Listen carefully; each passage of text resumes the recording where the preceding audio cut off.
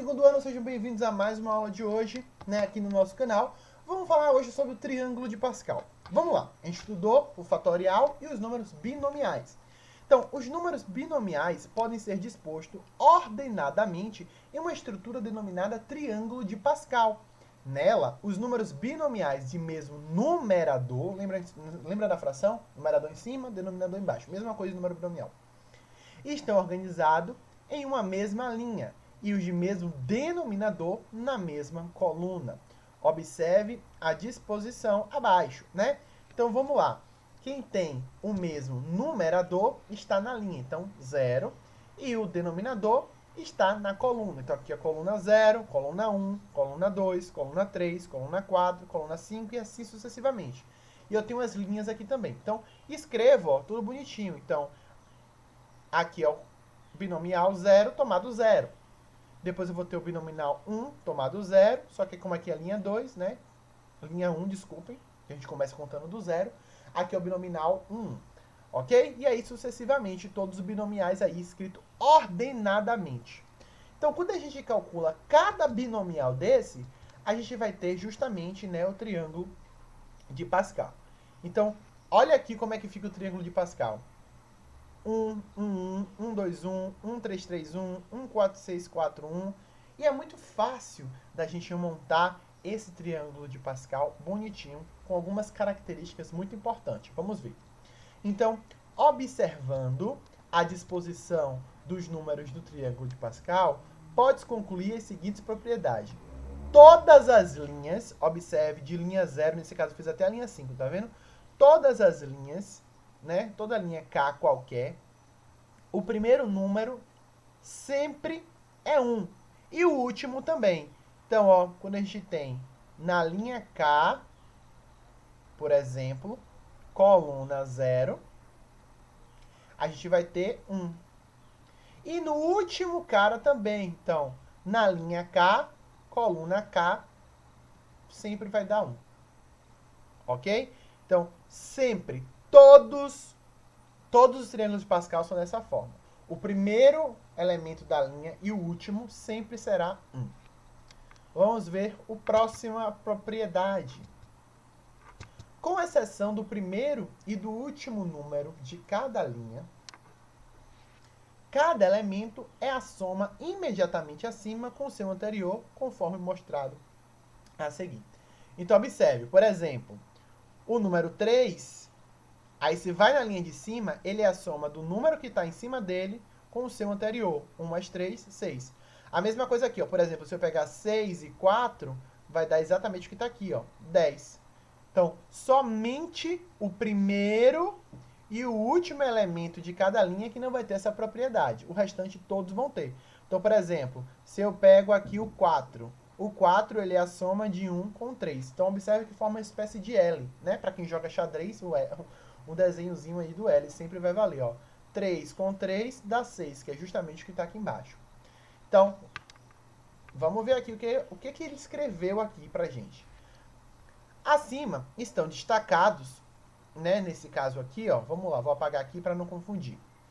O 1 e o 2. 1 mais 2 dá 3. Quem é esse 1? Lembra, ele está aqui na linha 2, coluna 0. Então, ele é o binomial 2, 0. Tá? 2 tomado 0. Depois, né, somado, né, com esse outro elemento aqui. Esse outro elemento é o binomial, né, com o numerador 2, porque ele está na segunda linha, e ele está na primeira coluna, 2, 1. E foi igual a exatamente ao que está aqui embaixo, que é o cara que está na linha 3, na coluna 1. Vamos ver aqui a próximo, né? Esse aqui, ó, é o binomial que está na linha 3, coluna 1, somado com o binomial que está na linha 3, coluna 2, e deu um cara que está na linha 4, na coluna 2. Isso aqui que a gente está fazendo, essa propriedade, é uma relação chamada relação de Stiff, que diz o seguinte, né? Quando você tem o binomial n tomado p, somado com n tomado p mais 1, a resposta vai ser igual a N mais 1, P mais 1. Não entendi nada, professor. Como assim? Vamos fazer um exemplo claro para que vocês entendam. Então, por exemplo, se eu tenho um número binomial 4 tomado 2 mais 4 tomado 3. Quanto é que vai dar isso? É exatamente o que está aqui embaixo, ó, exatamente essa propriedade. Então, ela vai dar... A gente vai ter que aumentar uma linha, então observe que ele está na quarta linha, então ele vai para a quinta linha. E embaixo vai ser a mesma coluna do segundo, então vai ser 5 tomado 3. Tá? Então, quando você soma dois termos consecutivos dentro de uma linha, com exceção do primeiro e o último termo, a resposta vai ser uma linha abaixo, tá? Na mesma coluna do segundo. Então, vamos ver outro exemplo aqui. Então, por exemplo, se eu tenho 7 tomado 3, então tá na linha 7, coluna 3, tá vendo? Mais 7 tomado 4, a resposta vai ser igual a 8. A gente avançou uma linha, mas a coluna permanece igual a do segundo, 8 tomado 4. E aí, para saber quais são os valores desse binomial, é só a gente utilizar a fórmula que a gente viu na aula passada. Então, essa aqui é a relação de Stiefel. Vamos ver, né, o teorema das linhas. Então, o teorema das linhas, a soma dos números da linha n é igual a 2 elevado a n. Como assim, professor? Então, se eu quero somar a linha 8 do triângulo de Pascal, um triângulo de Pascal, ele é igual, tá, a todos os outros. Nos triângulos pascais não vai ser diferente. É um único só que aplica todas essas propriedades, tá? Então, por exemplo, se eu quiser somar todos os elementos da linha 10, o que é que eu faço? 2 elevado a 10, que dá 1024. Então, ele mostrou aqui pra gente, ó. Linha 0. Linha 0 é 1, tá? Somando todos os elementos dessa linha, vai dar 1. E eu já sabia disso porque é só eu aplicar a fórmula, que é 2 elevado a 0. Na segunda linha, eu vou utilizar 2 elevado a 1, onde n, então a fórmula é 2 elevado a n, e n é o número da linha. Então, 2 elevado a 1 dá 2, e é realmente verdade, ó. 1 com 1 vai ser justamente igual a 2. Na segunda linha, é 2 elevado a 2, que dá 4. Então, ó, 1 mais 2 dá 3, com mais 1, 4. Então, realmente, essa propriedade vale aí pra gente, tá? Então, como é que a gente escreve isso em notação de binômios? Então, você vai somar todo mundo que está na linha. Então, eu peguei uma linha qualquer, que eu chamei de n. Então, n na coluna 0, n na coluna 1, mais n na coluna 2. E eu vou somar todos os termos até chegar no último elemento, tá? Que é n escolhe n. Então, isso aqui vai dar 2 elevado a n. Tá bom? Então, a gente vai ver depois de onde é que vem essa formulazinha aí.